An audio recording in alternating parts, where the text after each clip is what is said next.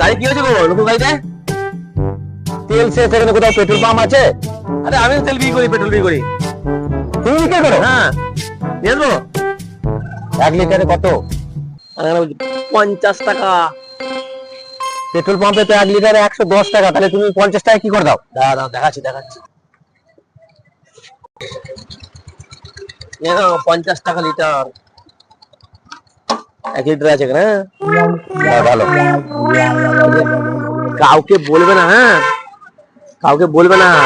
এই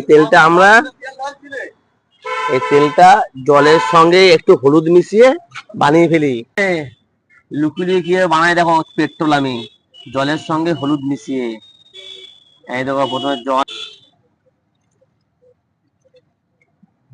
জল নিলাম, এই দেখো হলুদ দেবো, এবার হলুদ,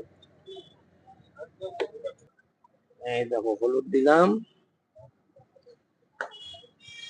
সুন্দর পেট্রোল হয়ে যাবে। এই তারপর না চলে গাড়ি ইঞ্জিন থেকে নষ্ট হয়ে, তাই এই দেখো পেট্রোল হয়ে যাবে। খুব সহজেই বানিয়ে ফেলি। 50 টাকা লিটার দিতে পারি আমরা।